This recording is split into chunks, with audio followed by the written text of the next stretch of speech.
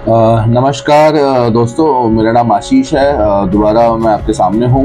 कुछ नई जानकारियों की मतलब कोशिश रहती है कि हम जब भी मिलें तो कुछ इंटरेस्टिंग चीज़ें डिस्कस हों रिगार्डिंग होम ऑटोमेशन। और इस बार हम एक नए सब्जेक्ट के साथ में आए हैं, वो है प्रोडक्ट कॉस्टिंग को लेकर के। बहुत सारे कस्टमर्स ऐसे हैं हमारे जिन्हें होम ऑटोमेशन कराना होता है एंड वो मार्केट में नए नए सोल्यूशंस ढूंढ रहे होते हैं और उसी के ड्यूरिंग देयर सर्च उनको बहुत सारे ऐसे ऑप्शन भी मिलते हैं जो काफ़ी इकोनॉमिकल भी होते हैं। बीइंग अगर मैं कंज्यूमर की बात करूँ तो हम भी चाहते हैं चीज़ें जो हैं वो इकोनॉमिकल हों, अफोर्डेबल हों, बट हमें साथ में एक बहुत इंपॉर्टेंट चीज़ जिसको मैं यहाँ पे पुट करना चाहता हूँ, वो एक बहुत ज़रूरी चीज़ ये है कि कस्टमर्स को पता होना चाहिए। क्वालिटी भी एक बहुत बड़ा एस्पेक्ट है अगर हम होम ऑटोमेशन के लिए जा रहे हैं, क्योंकि जो भी प्रोडक्ट्स हैं, जो भी चीज़ें अवेलेबल हैं, अभी जो होम ऑटोमेशन मार्केट है वो बहुत ही डेवलप्ड मार्केट नहीं है। बहुत सारे नए प्लेयर्स हैं यहाँ पे, बहुत सारी नई कंपनीज हैं जो नई नई चीज़ों को लेकर के रोज़ मार्केट में आ रही हैं। चीज़ें जो हैं वो टाइम के साथ टेस्टेड नहीं हैं। जो कमिटमेंट्स हैं, जो वादे हैं, वो बहुत बड़े बड़े हैं। जब ग्राउंड रियलिटीज़ की बात की जाती है तो सिचुएशन उतनी पॉजिटिव नहीं होती है। अभी इसी कंटेक्स्ट में हम एक प्रोडक्ट आपको दिखाना चाहते हैं। ये आज की डेट में बहुत सारे कंज्यूमर्स हमारे पास आते हैं। ये प्रोडक्ट है जिसको अभी हमने इसके भी फिल्म यहाँ से भी रिमूव की है। ये बेसिकली अगर आप ध्यान से देखेंगे, ये एक फैन रेगुलेटर है, ठीक है।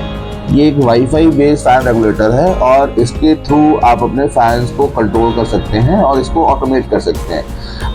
इसकी कॉस्टिंग जो होती है वो लगभग 1000 रुपये की लगभग है, 1000-1100 रुपये के बीच में। अलग अलग कंपनियां इसको अलग अलग मीडियम के थ्रू सेल कर रही हैं। कुछ अमेजोन के थ्रू कर रही हैं, कुछ फ्लिपकार्ट पे हैं और कुछ डायरेक्ट जो है वो अपने कंज्यूमर्स को भी डायरेक्टली सेल कर रही हैं। मेरा मानना ये है कि आप प्रोडक्ट्स परचेज करो, आपको अगर सही लगता है, अफोर्डेबल लगता है, आप बिल्कुल परचेज करो, लेकिन उसकी पीछे की टेक्नोलॉजी ज़रूर समझने की कोशिश करो कि वो आखिर वो चीज़ क्यों काम करती है। अगर वो सस्ती है तो क्यों सस्ती है, और अगर कोई सामान अगर वो महंगा है तो वो क्यों महंगा है, ठीक है।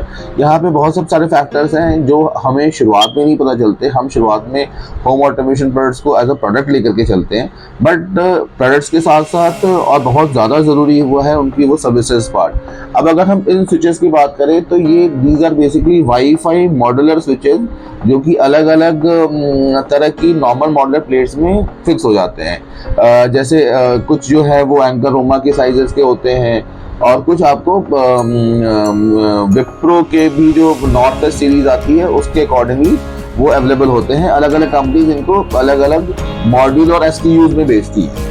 अच्छा, इन प्रोडक्ट्स के साथ में जो एक हम पिछले 7 साल से मैं उसी एक्सपीरियंस को यहाँ पे शेयर करना चाहता हूँ। यहाँ पे किसी भी प्रोडक्ट को वो सही है नहीं सही है, ये मेरा एक्सपीरियंस है जो मैं आपको शेयर कर रहा हूँ। और आप अगर हो सके तो कोई एक सिंगल एसक्यू अपने परचेज करके पहले ट्राई करें, फिर उसके बाद जो है आप एक बड़े बजट के लिए या पूरे घर के लिए इसको प्लान करिएगा। इसमें जो सबसे बड़ा ड्रॉबैक और जो चैलेंज है इसका जो है वो है ये स्विचेस फ्रीक्वेंटली ऑफलाइन हो जाते हैं। इसके सबसे बड़ा इसके पीछे रीज़न ये है कि ये वाईफाई बेस्ड स्विचेस हैं और ये जब आपके राउटर से कनेक्ट होते हैं तो राउटर की जो कैपेसिटी होती है उसके हिसाब से